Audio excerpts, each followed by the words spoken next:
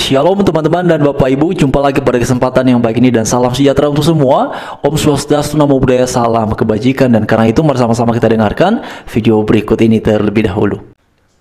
Mas Kaji, itu apa sebenarnya faktor utama yang mempengaruhi tingginya kasus intoleransi di Indonesia ini? Ya. Saya kira kita lihat aktornya dulu ya, pelakunya itu berapa, siapa aja. Kalau saya lihat catatan Setara Institute, pelaku paling banyak, oknum paling banyak yang melakukan aksi intoleransi itu justru malah pemerintah daerah. Pemerintah lah, katakan begitu ya, karena yang di bawah itu pemerintah daerah.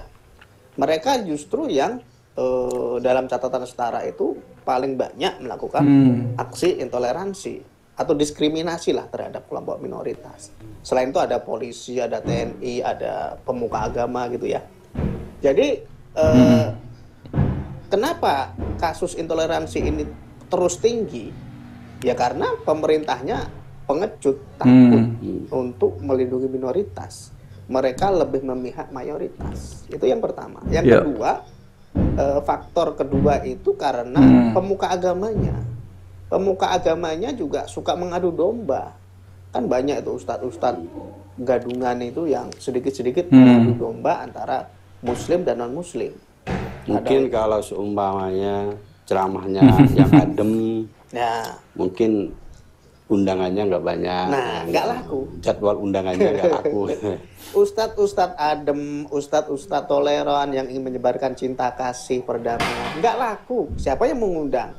Tapi ustadz yang mau berantem, yang isinya permusuhan, caci maki, fitnah, kalau perlu yang mu'alaf, tadinya non muslim masuk Islam terus memaki-maki agama sebelumnya, ini laku keras undangannya gitu. Mereka memang apa ya, orang kita itu memang senang berkelahi ya, di media sosial tuh berantem semua isinya. Nah itu juga yang dimanfaatkan oleh ustadz-ustadz tersebut, nggak semua ya, hanya beberapa oknum sebenarnya, untuk mengerek popularitas. Akhirnya yang terjadi adalah perpecahan di bawah, konflik, dan ini yang menjadi api dalam sekam, makanya nggak bisa padam, bahkan terus cenderung bertambah.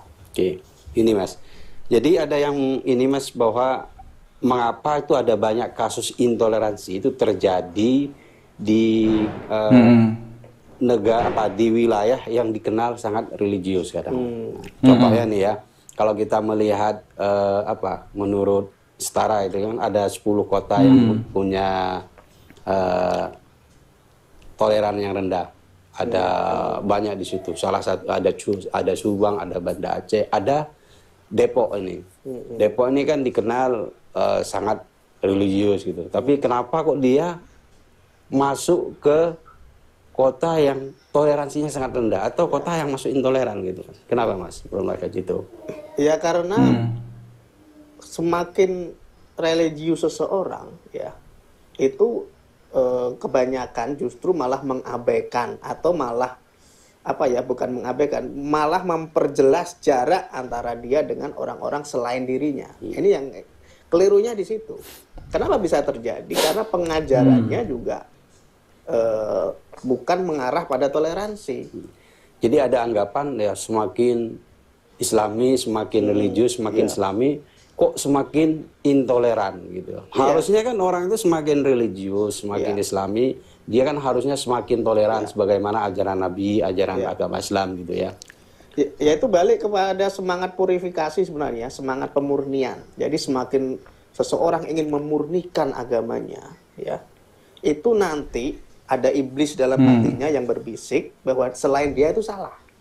Oke teman-teman, seperti yang sudah kita dengarkan bersama-sama, dan saya pikir ini satu pembahasan yang menarik ya. Kedua bapak ini berbicara mengenai intoleransi yang kerap kali terjadi pada beberapa daerah, pada beberapa wilayah di bangsa kita Indonesia. Dan karena itulah ya kita berharap sekali kepada pemerintah ini justru haruslah senantiasa berada, dan memang sudah semestinya demikian, untuk berada pada posisi terdepan yang memberikan keteladanan, memberikan contoh bagaimana keberagaman di bangsa Indonesia ini bisa dirawat, bisa kemudian dijaga secara bersama-sama. Nah karena itu teman-teman sekalian, memang tidak bisa kita pungkiri ya, seperti yang terjadi pada beberapa waktu lalu kan, ada siapa itu ya yang kepala daerah itu teman-teman yang kemudian segel gereja Ya katanya ini sudah sesuai aturan, jadi penyegelan itu terjadi karena pihak dari gereja ini tidak memenuhi proses aturan yang ada. Jadi kemudian kepala daerah ini menyegel gereja, teman-teman ya. Pada tahun berapa itu? Pada sekitar 2022 ya, ataupun 2023 itu. Mungkin teman-teman masih ingat ya. Siapa namanya itu ya? Saya agak lupa, teman-teman. Jadi itu ada satu kepala daerah yang kemudian segel gereja. Lalu kemudian juga pada beberapa waktu yang lalu, bukan hanya kepala daerah yang pernah segel gereja, lalu juga ada ASN yang bahkan juga semestinya mereka ini kan berada di garda terdepan untuk memberikan keteladanan, memberikan contoh dalam hal tegaknya toleransi di bangsa kita Indonesia, tetapi justru mereka menjadi pelaku-pelaku ya, menjadi orang-orang yang justru berada di posisi terdepan dalam hal melakukan tindakan intoleransi. Nah, situasi-situasi ini sebenarnya menunjukkan bahwa keadaan bertoleransi, keadaan intoleransi, keadaan intoleransi kebebasan beragama di bangsa kita Indonesia ini sedang dalam kondisi tidak baik-baik saja. Artinya ini sebenarnya dari pemerintah punya PR besar untuk mereka bertindak secepat mungkin dalam rangka memastikan bahwa tiap-tiap orang di bangsa kita Indonesia ini, apapun yang kemudian menjadi latar belakang keagamaan yang ada, ini tidak boleh ya melakukan hal-hal yang kemudian melanggar hak-hak dari pemeluk ataupun penganut agama yang lain.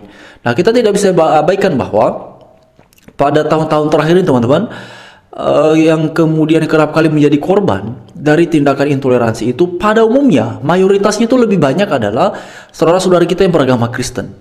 Misalnya kalau kita lihat ya, tempat ibadah yang paling sulit untuk mendapatkan perizinan itu adalah gereja. Lalu kemudian ibadah-ibadah yang kerap kali kita lihat dibubarkan itu adalah ibadah dari saudara-saudara kita yang beragama Kristen. Lalu kemudian ya, ibadah-ibadah yang dilarang umumnya lebih banyak adalah ibadah-ibadah saudara-saudara kita yang beragama Kristen.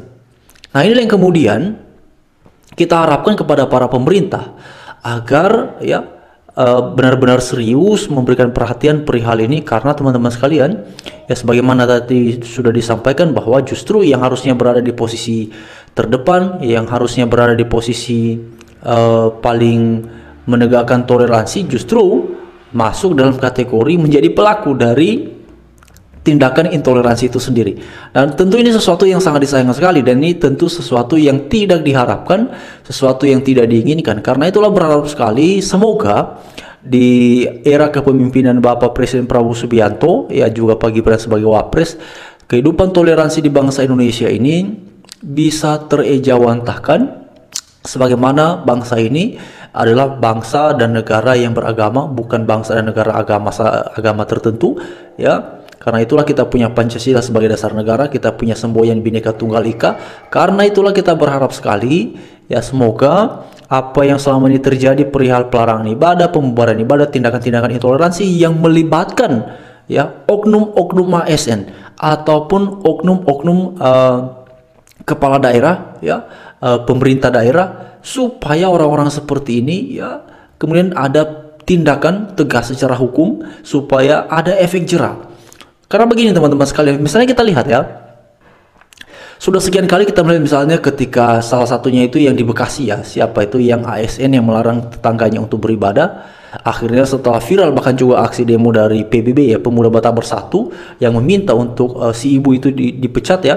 Akhirnya kan karena banyak desakan dari masyarakat ya, bukan hanya dari masyarakat Kristen ya, tapi juga saudara kita yang bahkan yang Muslim itu juga banyak sekali yang bersuara, seperti Mas Permadi Arya, Ade Armando, dan beberapa yang lain ya, itu kan bersuara lantang sekali.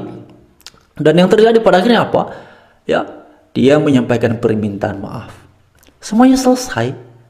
Nah, ini yang kemudian tidak mendatangkan efek jera. Nah, karena itulah berharap sekali semoga di era kepemimpinan Bapak Presiden Prabowo Subianto ya, pemerintah daerah yang terlibat dalam hal tindakan intoleransi, oknum-oknum ASN yang terlibat dalam tindakan intoleransi, haruslah diproses hukum sesuai dengan aturan yang berlaku di bangsa kita Indonesia ini.